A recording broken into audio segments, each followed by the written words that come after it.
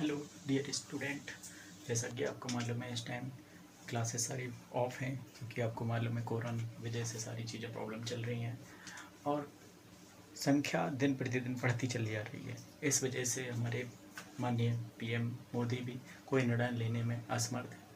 तो इस टाइम हम लोग ये कोशिश करते हैं कि हम लोगों की पढ़ाई में कोई प्रॉब्लम ना हो। आप लोग 10th के बाद फर्स्ट ईयर में आए हुए हैं अभी, और जिसमें सबसे पहले हम देख लेते हैं कि बेसिक कंसेप्ट केमिस्ट्री में स्टार्ट करते हैं हम सबसे पहले कि जनरली हम ये बोल देते हैं कि हमने फिजिक्स में सारी चीज़ें देखी हुई है। लाइट चलती है, बल्ब बंद हो रहा है, जल रहा है, इसका मतलब वो फिजिक्स हो गई हमारी। प्लस से हम कोई काम कर रहे हैं, इसका मतलब उसमें भी क्या है, फिजिक्स है। लेकिन केमिस्ट्री नहीं देख पाते हैं। ऐसा नहीं है कि हम देख ना पाते हों, क्योंकि हमने जितनी भी वस्तुएं देखी हुई हैं वो सब क्या है, हमारी केमिस्ट्री से हैं। अगर इस मार्कर को देख लेते हैं तो ये भी हमारा क्या है, केमिस्ट्री है, क्योंकि ये भी क्या है, एक पदार्थ। और पदार्थ हमें ये पता करना है कि ये किससे मिलकर बना हुआ है। तो जिस चीज़ में भी कंडीशन हम देख लेते हैं यहाँ पर, स्टडी ऑफ सब्सटेंस, सब्सटेंसेस यानी कि पदार्थों का अध्ययन। और पदार्थों का अध्ययन जो है वो हमारा केमिस्ट्री के अंतर्गत आता है। प्लास में देख लेते हैं या मार्कर को देख लेते हैं, पेंचकश को देख लेते हैं, जिस चीज़ का भी हमें अध्ययन करना होता है वो सब क्या है, हमारी केमिस्ट्री है। एंड इसमें एक कंडीशन और आती है जिसे हम कहते हैं कंपोजिशन, कंपोजिशन ऑफ मैटर।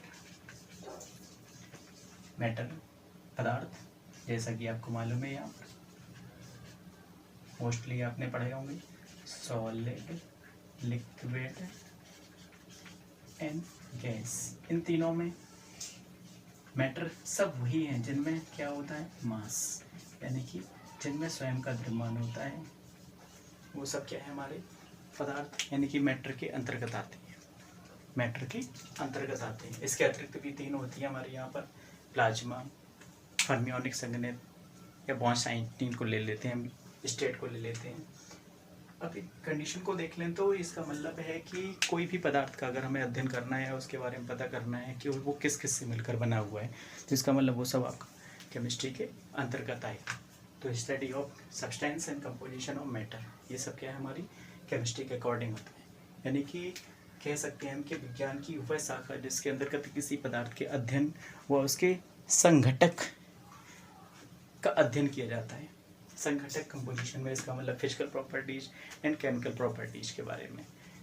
ठीक है, ये हो गया हमारा इसके लिए, यानी कि डेफिनेशन के अकॉर्डिंग हो गया। अब हम देख लेते हैं इसके बाद ब्रांच ऑफ केमिस्ट्री।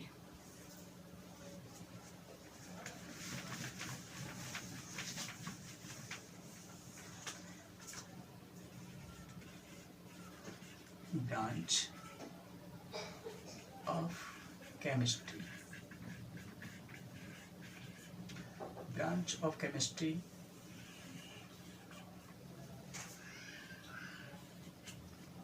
को मोस्टली 3 पार्ट में डिवाइड किया गया है, जिसमें सबसे पहले हम देख लेते हैं ऑर्गेनिक,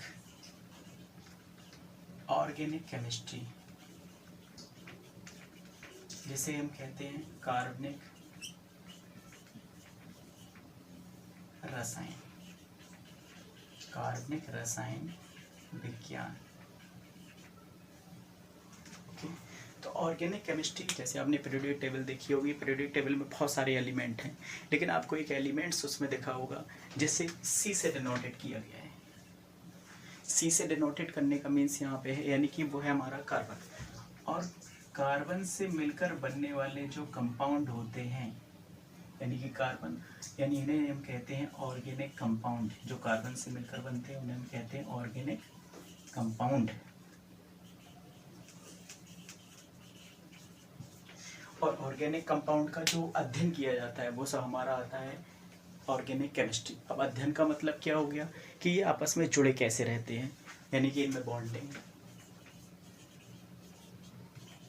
बॉन्डिंग कैसे होती है, फिजिकल प्रॉपर्टीज क्या होती हैं इनकी, फिजिकल एंड केमिकल प्रॉपर्टीज क्या होती हैं, सारी चीज़ें, यानी कि वो हमारा आ जाता है ऑर्गेनिक केमिस्ट्री के अंतर्गत। अब इसके बाद रहती है हमारी इनऑर्गेनिक, इनऑर्गेनिक केमिस्ट्री। इसमें ये कह सकते हैं इसके अतिरिक्त भी जो हमारे ऑर्गेनिक कंपाउंड के कंपोजिशन में आ जाते हैं, जैसे नाइट्रोजन है, फास्फोरस, हेलोजन। हेलोजन में आपका रहता है फ्लोरीन, क्लोरीन, ब्रोमीन, आयोडीन, और यहाँ पर ले सकते हैं फास्फोरस ऑलरेडी ले चुके हैं। नाइट्रोजन, फास्फोरस, हेलोजन में फ्लोरीन, क्रोमीन, ब्रोमीन, आयोडीन। फिर इनऑर्गेनिक में तो सी बॉन्ड H न रखने वाले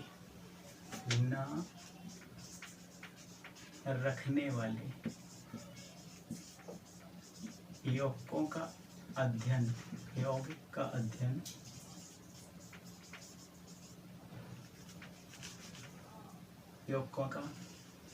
यौगिकों की स्टडी, वो सब आपकी इनऑर्गेनिक केमिस्ट्री के अंतर्गत आती है। और फिर रहता है थर्ड हमारा फिजिकल केमिस्ट्री। फिजिकल केमिस्ट्री में जिसे हम कहते हैं भौतिक रसायन।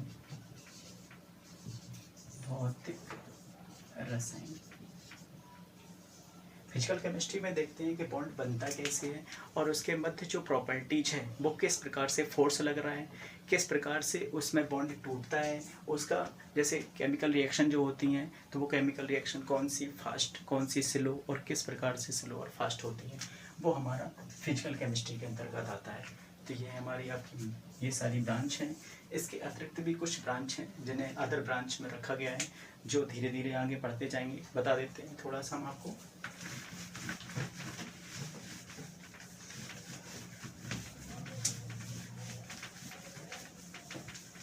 जिन्हें अदर ब्रांच, अन्य शाखाएं, अदर ब्रांचेस बोल सकते हैं, जिसमें एनालिटिकल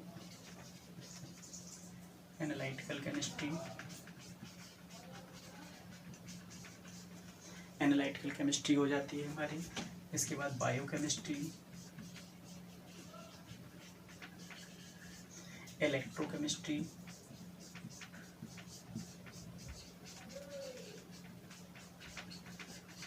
सरफेस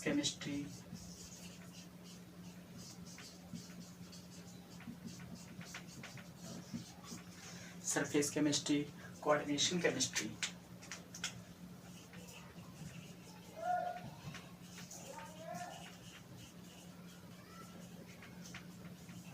और भी एटसेट्रा। यानी कि इसके सबसे पहले मोस्टली जैसे धीरे धीरे आप आगे बढ़ते जाओगे वैसे वैसे इन ब्रांच के बारे में भी आपको पता चलता जाएगा, लेकिन हमें सबसे पहले देखना रहता है इनऑर्गेनिक, ऑर्गेनिक और फिजिकल केमिस्ट्री के बारे में। तो आज हम ब्रांच पे ही रहने देते हैं, देखते हैं नेक्स्ट। आपका आज का टॉपिक यहीं तक रहता है, अगले वाले में हम आपको टॉपिक पे आगे बताते हैं। Thank you.